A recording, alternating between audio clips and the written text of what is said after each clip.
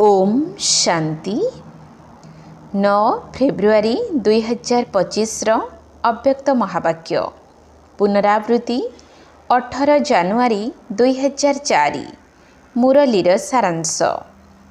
World authority अर्थात विश्वपतिंकर प्रत्यक्ष संतानर स्मृति को जाग्रत रखी सर्वशक्ति गुड़ी को निर्देश अनुसार चलाओ। वर्ल्ड अथॉरिटी अर्थात विश्वपतिंकर प्रत्यक्ष संतानर स्मृति को जाग्रत रखी सर्वशक्ति गुड़ी को निर्देश अनुसार चलाओ।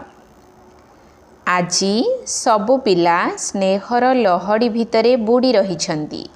समस्तंक अंतररे विशेष करी ब्रह्मा बाबांकर स्मृति जाग्रत रूपरे रहिछि।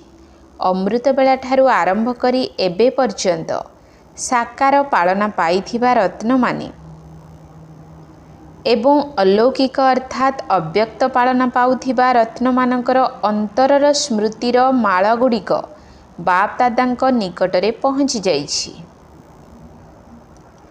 समस्तंक दिल रे अर्थात अंतररे बाप दादांकर स्मृतिर छवि देखा जाउछि एवं बाबांक हृदय रे सबु पिलांक प्रति स्नेह भरा स्मृति समाहित होई रहिछि।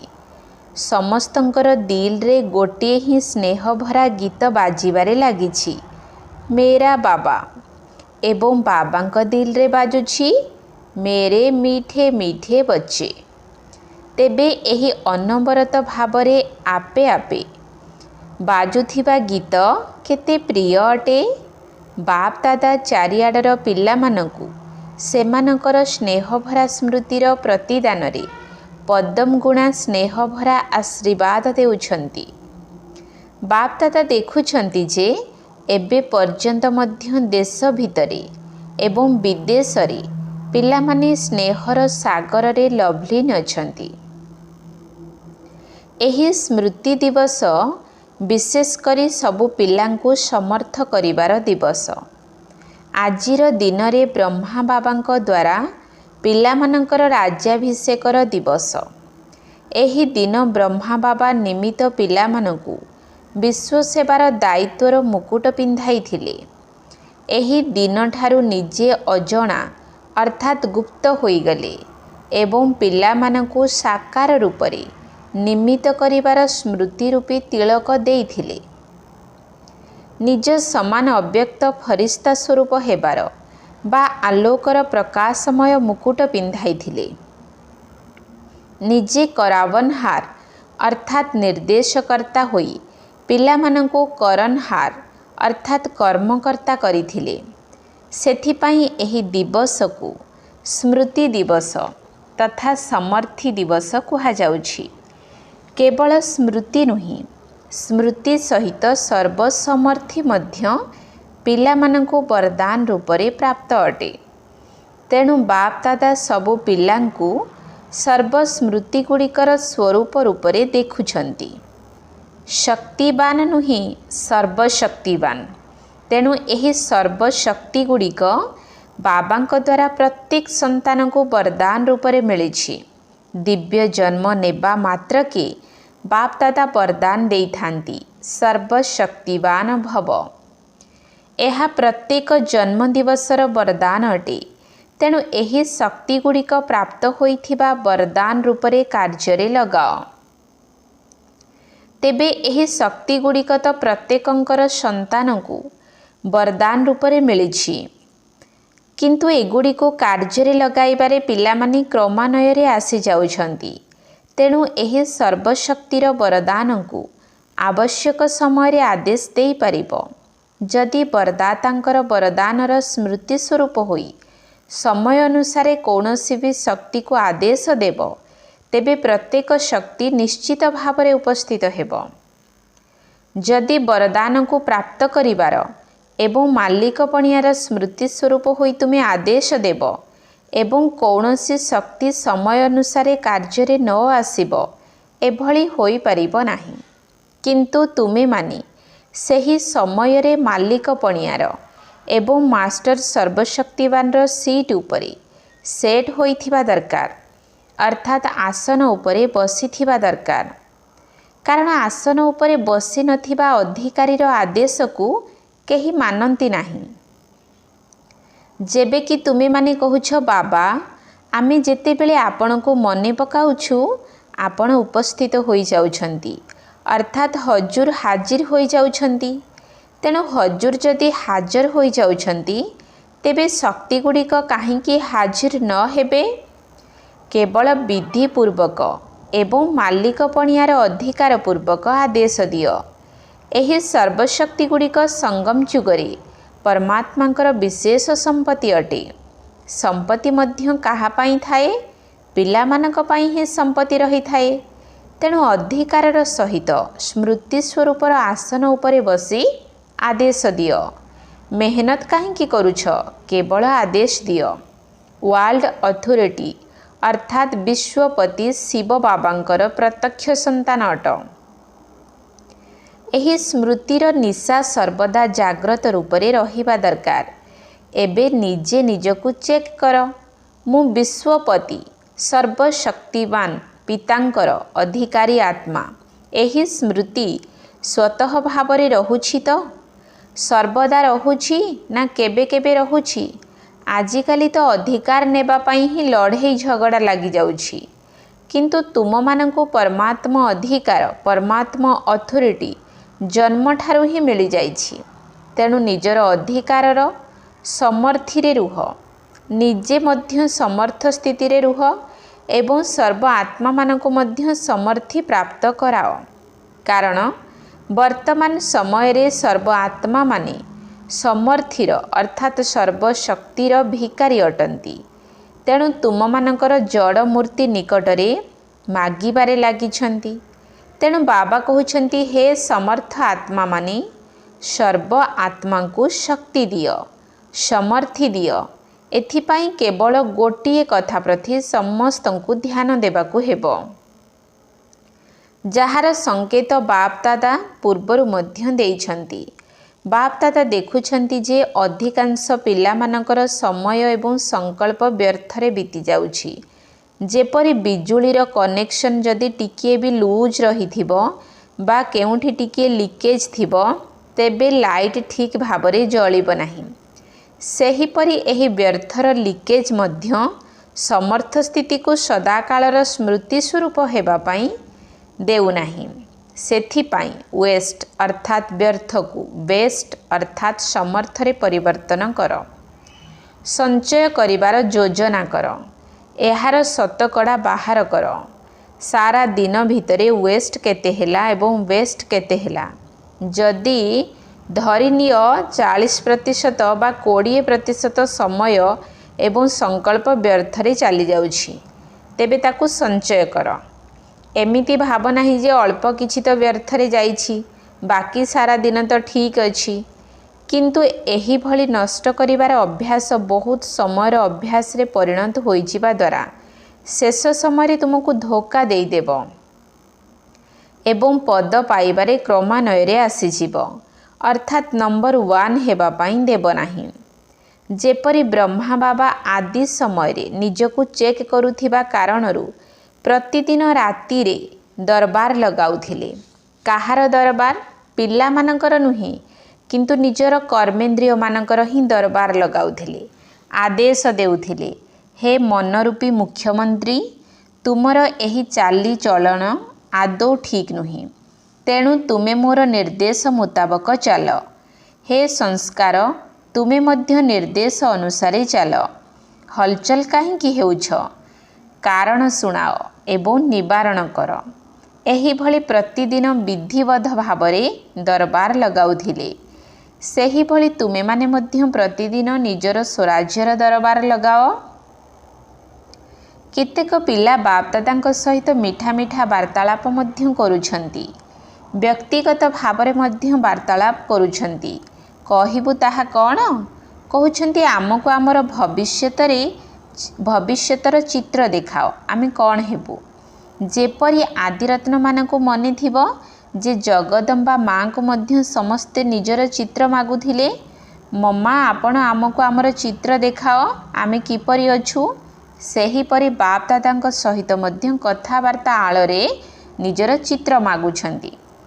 तुम मानकर मध्य इच्छा हेउथिबो जे आमको मध्य आमर चित्र मिलगले भल हुअंता, किंतु बाप दादा कहउछंती बाप दादा प्रत्येक संतान को गोटे विचित्र दर्पण देइछंती। सही दर्पणटी कौन जानिछ? वर्तमान समय रे तो तुमे माने स्वराज्य अधिकारी अटना। कौन अट तो? स्वराज्य अधिकारी जदि अट तेबे हाथ उठाओ। स्वर राज्य अधिकारी अट तो? अच्छा, केही केही हाथ उठाऊ नाहंती। कौन अल्प अल्प अट कि? अच्छा, तेबे समस्ते स्वराज्य अधिकारी अट। अभिनंदन। तेबे एही स्वराज्य अधिकारी हेबार चार्ट ही तुम मानक पाई भविष्यत पदर चेहरा देखाइबार दर्पण अटे। एही दर्पण तो समस्त को मिली ना? दर्पण मध्य स्पष्ट अटे ना? दर्पण रे सेभली कोनोसी कला दाग तो लागी नाही ना? अच्छा, कला दाग तो नथिबो, किंतु केबे केबे गरम पानी रो जेपरी कुहुड़ी भली बा बाष्प बाहरी थाए, सेहीपरि बाष्पर दाग मध्य दर्पण रे लागी जाई थाए। तेणु कुहुड़ी भली दाग मध्य दर्पण को अस्पष्ट करि दिए, जहाँकि सेथिरे स्पष्ट चित्र देखा जाए नाही। गाधोइबा समय रे तो समस्तंकर अनुभव थिबो ना? तेबे सेही भली जदि गोटिए भी कर्मेंद्रिय तुम आयतरे नाही, तेबे एमिति तो आयतरे रहुछि किंतु केबे केबे रहु नाही। धरिनिय कौनसी भी कर्मेंद्रिय, चाहे आखि हेउ, कान हेउ, पाद हेउ, काहींकि ना पाद मध्य केबे केबे खराब संग आड़कू चली जाए। तेबे पाद मध्य आयतरे रहिला नाही ना? कुसंगरे बसी रामायण भागवत भली ओलोटा कथा शुणिबे, ठीक कथा शुणिबे नाही। तेणु कौनसी भी कर्मेंद्रिय संकल्प समय सहित जदि आयतरे नाही, तेबे एहिथिरु ही चेक कर जे स्व उपरे राज्य करिबारे जदि नियंत्रण करिवार शक्ति नाही, तेबे विश्व उपरे राज्य करिबारे नियंत्रण कौन करिबो? तेणु राजा किपरि हेबो? सेठारे तो सबु किछि सठिक भावरे चालिबो ना? नियंत्रण करिवार शक्ति, शासन करिवार शक्ति सबु किछि स्वतः ही संगम जुगर पुरुषार्थर प्रारब्ध रूपरे रहिबो। तेणु संगम जुग अर्थात वर्तमान समय रे जदि निजर कर्मेंद्रिय मानक उपरे नियंत्रण करिवार शक्ति बा शासन करिवार शक्ति कम रहिबो, तेबे पुरुषार्थ रे कमी रहिले प्रारब्ध कौन मिलिबो? हिसाब करिबारे तो समस्ते चतुर अट ना? तेणु एही दर्पण रे ही निजर चेहरा को देख। राजा भली देखा जाउछि ना राज परिवार सदस्य भली देखा जाउछि, ना राजकीय प्रजा भली ना साधारण प्रजा भली चेहरा देखा जाउछि? केउ भली देखा जाउछि? तेणु एबे तुम मानकु चित्र मिली गला ना? एही चित्र रु ही चेक करि नियो। प्रतिदिन चेक कर, काहींकि ना बहुत कालर पुरुषार्थ आधार रे ही बहुत कालर राज्य भाग्य प्राप्त हेबो।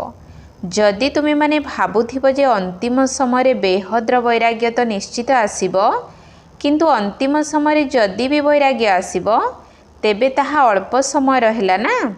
बहुत काल रहेला। एहाकु बहुत कालर तो कुहा जीव नाही।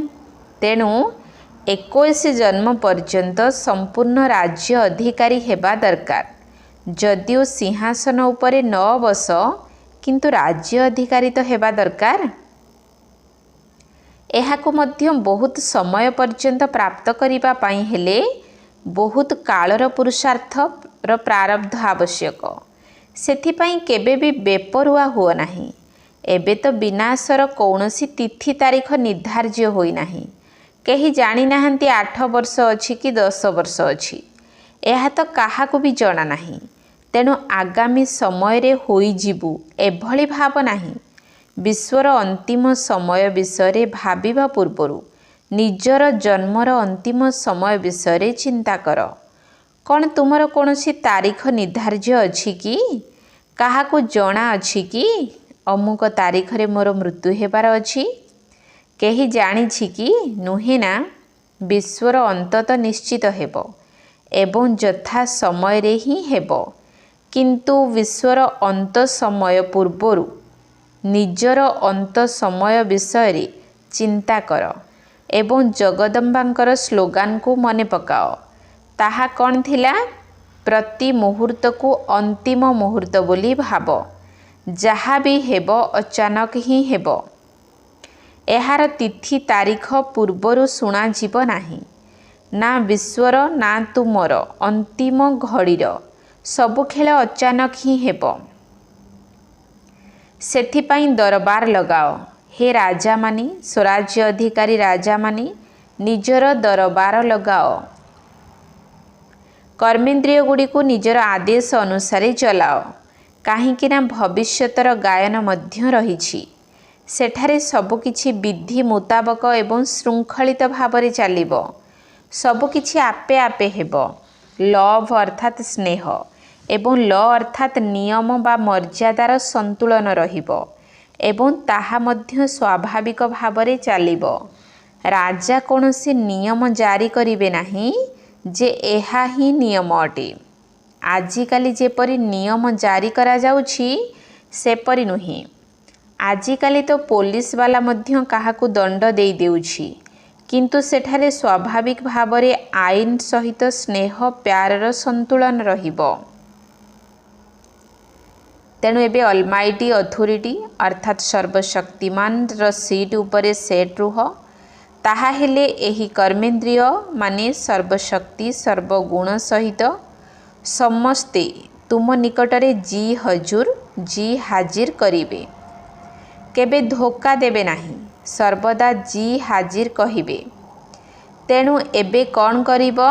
आगामी स्मृति दिवस रे केउ समारोह पालन करिब? एबे तो प्रत्येक जोन वाला समारोह पालन करुछंती। सम्मान समारोह मध्य बहुत पालन करिनेले। एबे सर्वदा प्रत्येक संकल्पर एवं प्रति मुहूर्त रे सफलतार समारोह पालन कर। व्यर्थ को समाप्त कर। काहींकि ना तुम मानकर सफलता मूरत हेबा आधार रे ही अन्य आत्मा मानकु आत्मतृप्तिर सफलता प्राप्त हेबो। चारिआडे निराशारू शुभ आशार दीप जली उठिबो। जेतेबेले काहाकू कौनसी सफलता मिली जाए सेतेबेले दीप जलाई थांती ना। तेणु एबे सारा विश्वरे आशार दीप जलाओ। प्रत्येक आत्मा भितरे कौनसी ना कौनसी निराशा तो निश्चित अछि ना। जेउ कारणरू सेमाने दुखी हेउछंती, अशांति रे रहुछंती, तेणु हे अविनाशी दीप माने एबे आशार दीप जलाई दीपावली पालन कर। प्रथमे स्व अर्थात निज भितरे जलाओ, तापरे समस्तंक भितरे जलाओ। सुनिल तो? बाकी बाप दादा पिला मानकर स्नेह को देखि खुशी हेउछंती। स्नेहर विषय रे समस्ते भल नंबर रखिछंती।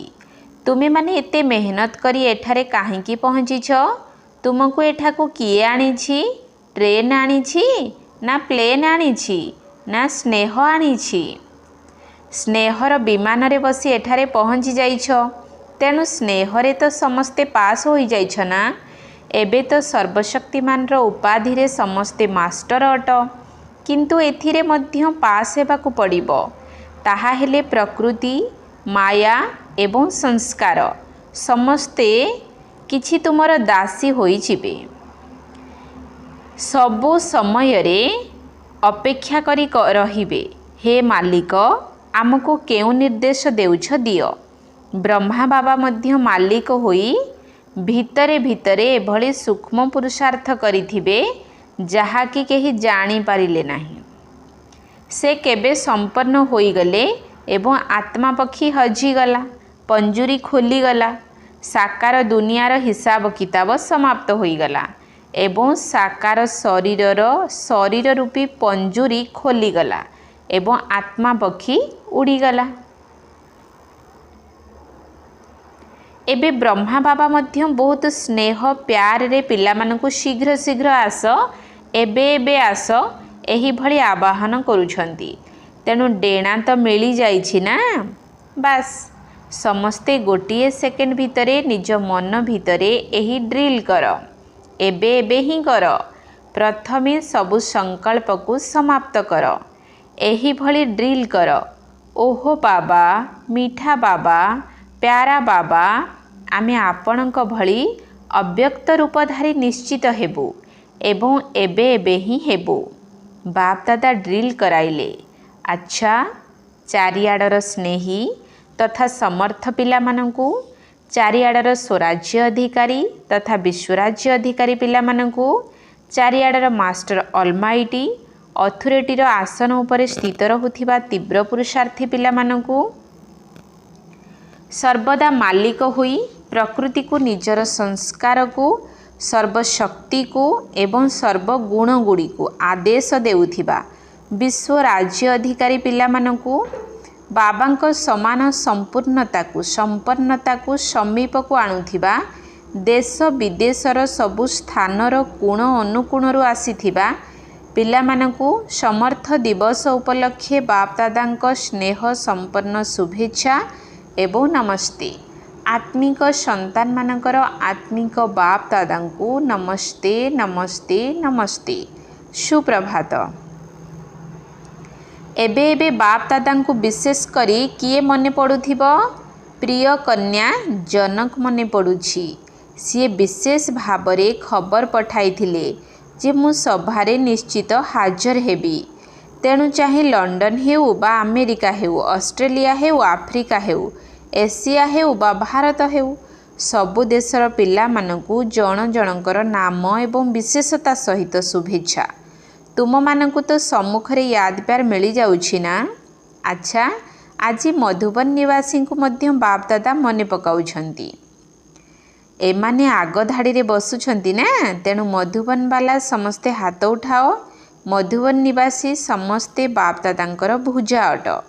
मधुबन निवासी को विशेष करी त्यागर भाग्य सूक्ष्म तो मिल जाउछि काहींकि ना से माने रहुछंती पांडव भवन रे मधुबन रे शांतिवन रे किंतु मिसिबा को आसीथिबा पिला मानकु अधिक सुजोग मिल जाउछि।